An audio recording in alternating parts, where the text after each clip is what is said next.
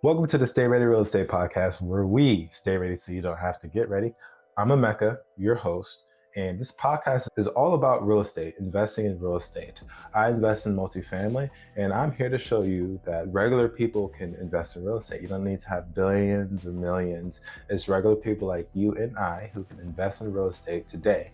So on this podcast, you'll hear from myself, as well as I'll bring different real estate professionals on from around the world to talk about their investing journey, strategies, market insights, or how they got into real estate so you can get started today as well. Stay ready, my friends. Hope you enjoy. What's going on, fam? Today on the Stay Ready Real Estate Podcast, what we're going to talk about has everything to do with mindset.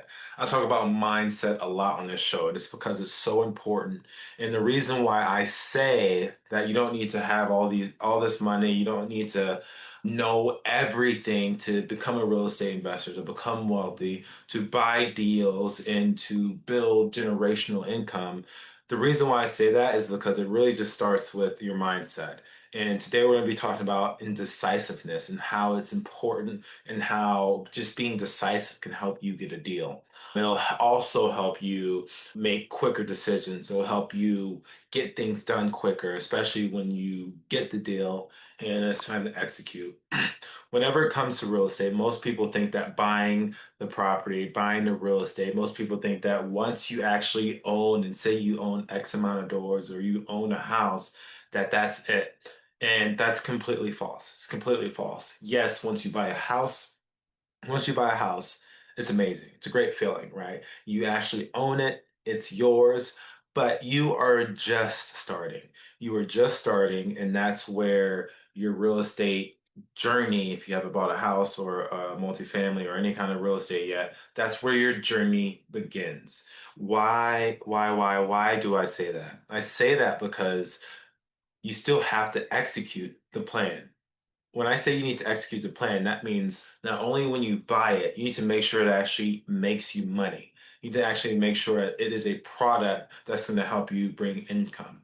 There is going to be no resident who moves into your property unless it's a great product. What do I mean by a great product? It has to be a property that's fixed up or fixed up enough where people want to live there, where people want to stay there.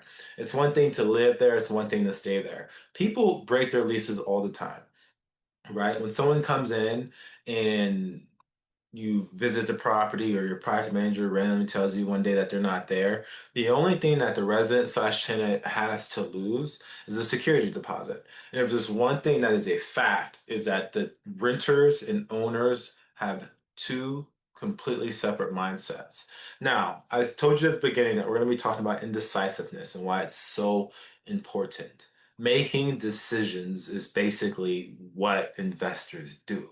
It's what business owners do. It's also what we do in our life. And you'll notice in this podcast, I talk about real estate business and life a lot because a lot of it is like that. It's good synergy. And if you can just make these habits in your everyday life, it's gonna help. I'm not saying I'm perfect. I am still indecisive on many other things. But once you are decisive, you make good decisions with great reasoning behind them, you have a great mindset of a business owner, right? And I'm gonna give you a real life examples, plural, right? So number one, I am working on two flips, both in the same zip code, both in the same city. And on both of these flips, a lot of decisions have to be made. No matter how much you plan, no matter how much you underwrite, no matter how much you prepare for these moments. I literally talk about real estate every single day. No matter how much you prepare for these moments, there's going to be something that you did not expect. There's going to be something where you need to make a decision for this or that, and each decision is going to have some kind of consequence. And it might be a good result, it might be a bad result, but you cannot take too much time pondering on what this decision may be. And right now we have a foundation issue for one of our flips. I'm the one that's managing the flip, so it's our issue, but I'm the one that needs to make the decision.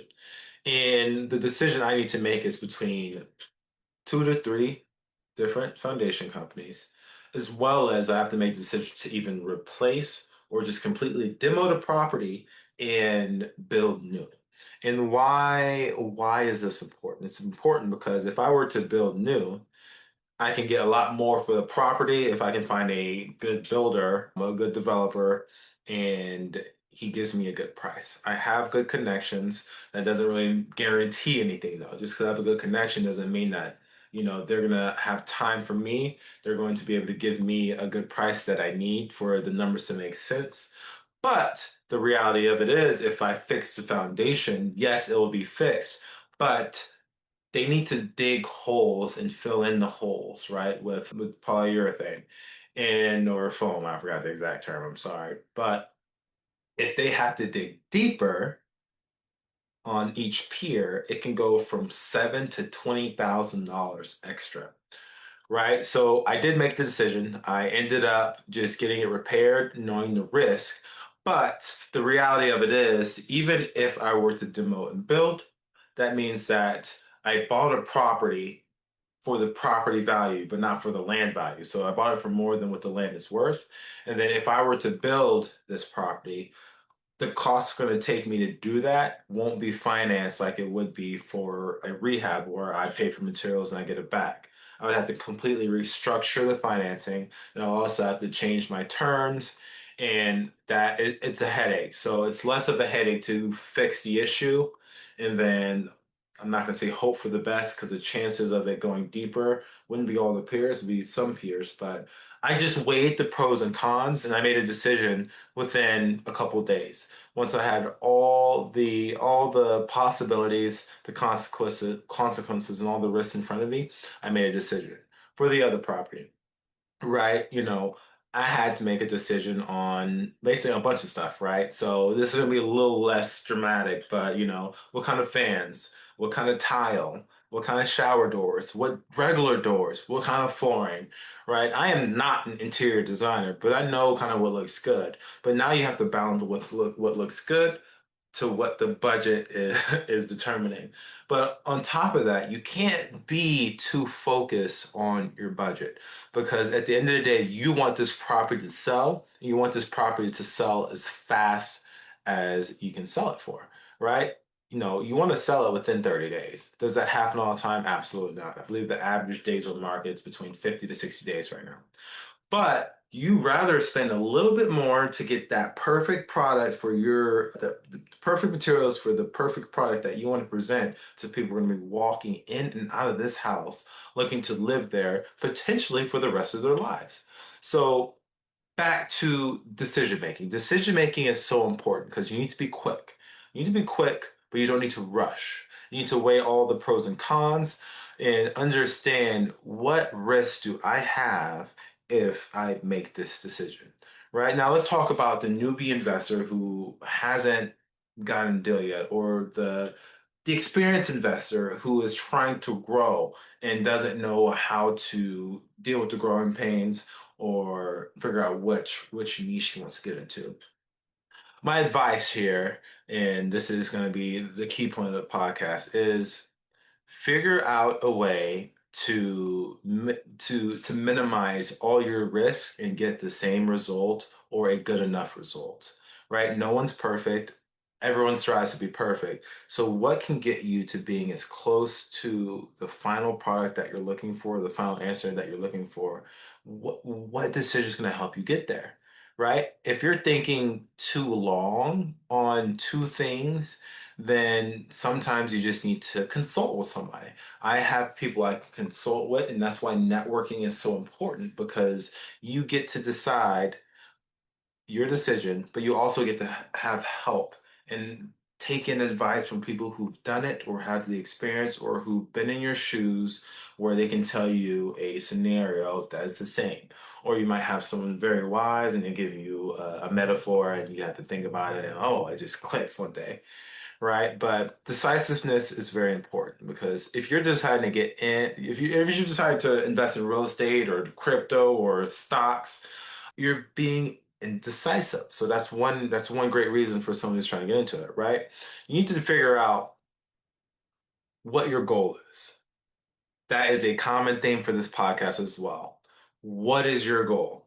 What is your goal? What is your goal? What is your goal?